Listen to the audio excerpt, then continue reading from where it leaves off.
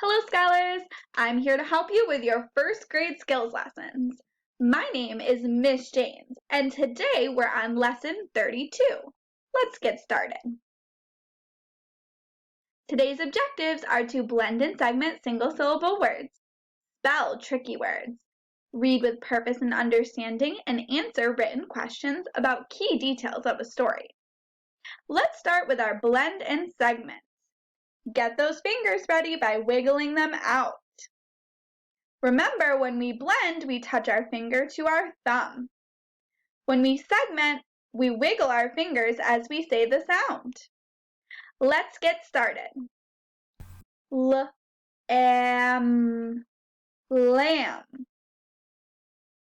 3 fingers for Liam.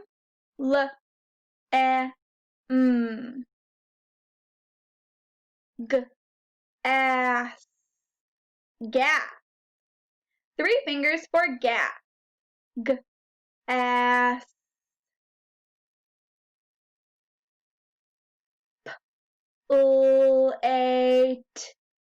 Plate. 4 fingers for plate. Plate.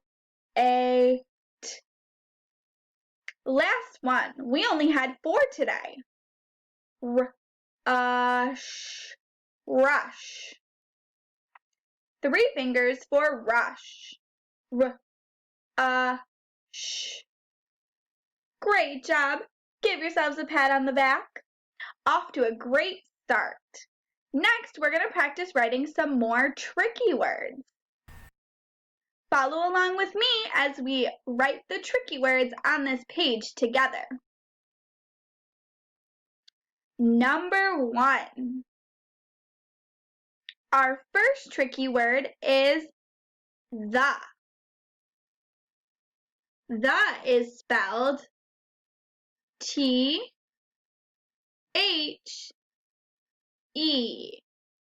The. Our second tricky word is here.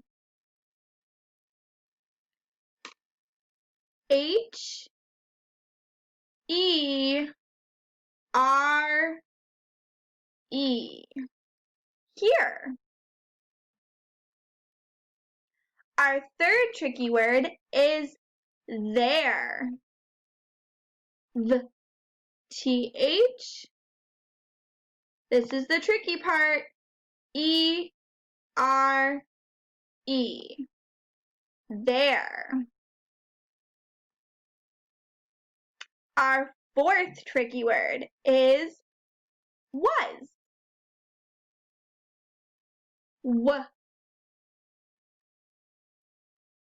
Starts with W. The middle is tricky. It's an A even though it says and the last sound is an S even though it sounds like a Z. Was. Our last tricky word on this page, number 5, is where. Starts with a W, got a silent H, and the rest is tricky. E-R-E. Where? We've got 5 more tricky words on the next page. So go ahead and make sure you've got these down.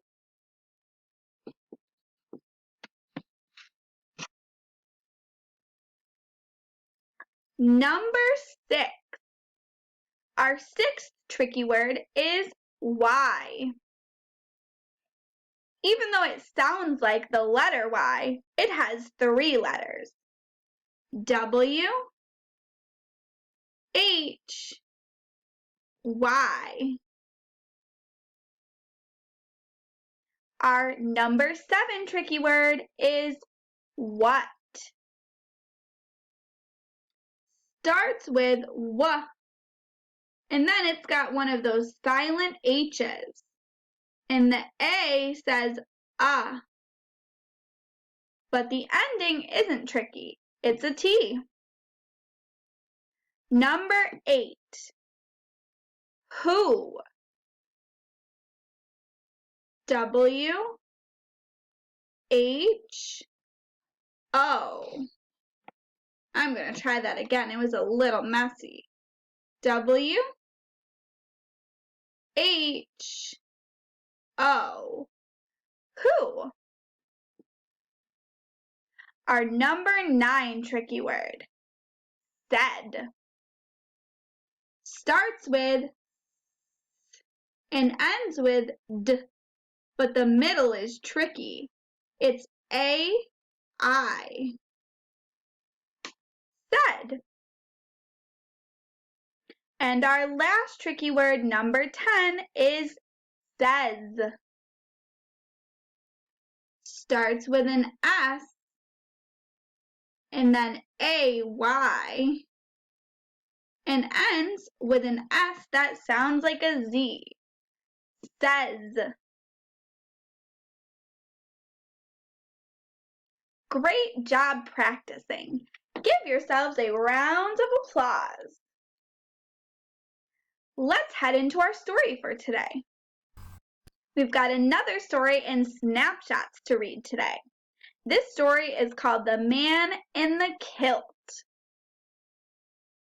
Do you know what a kilt is? Have you ever seen one before? A kilt is kind of like a skirt. It looks like one, but it can be worn by both men and women, mostly who are from Scotland. Here, I pulled up a map to show you where Scotland is. In this red dot, that's where you would find Scotland. We live all the way over here.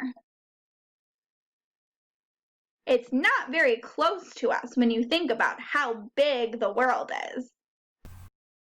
This story is called The Man in the Kilt. Read along with me as we read about the man in the kilt. Once Nat and I met a man in a kilt. I said, "Why is that man in a dress?"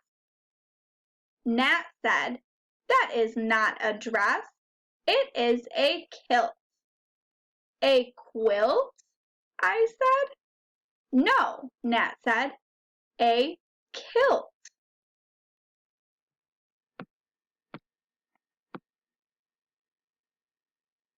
"What is a kilt?" I said. Mom said, "The kilt tells us that the man is a Scot. The cloth on the kilt tells us where the man is from." "So the kilt tells us his past?" I said. "Yes," said Mom. "It is a bit of his past." Mom got this snapshot of us with the man in the kilt. Let's look at some questions about the man in the kilt. Why did Beth think the man they met was wearing a dress?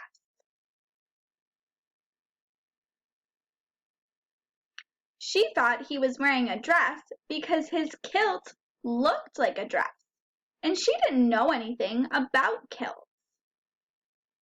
What country do kilts come from? I said the name of this country at the beginning of the story. Do you remember what I said? Scotland. Beth's mom told her a man who wears kilts is a Scot from Scotland. Let's look at our worksheet for today. Let's look at the questions for today. Who was the man that Nat and Beth met? What did we call that man? He was the man in the kilt. Number 2. The kilt tells us that the man is. What did the kilt tell us about him? Was he a Scot, French, or from the U.S.? We learned that he was a Scot.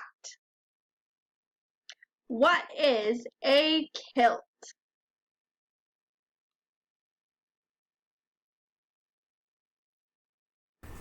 For this question, I'm going to look back in the story. Mom said the kilt tells us that the man is a Scot. The cloth on the kilt tells us where the man is from. So what is a kilt? A kilt is a cloth that tells us where a man is from. The different patterns mean different things. Number 4. For number 4, we're going to look at nouns again. Circle the nouns that name things in number 4. Just the nouns that name things for number 4. For number 5, circle the nouns that name a person.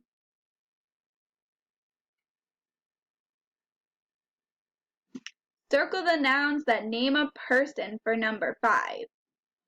For number 6, circle the nouns that name a place. For number 6, circle the nouns that name a place. And that's all we've got for today. Great work. I'll see you next time.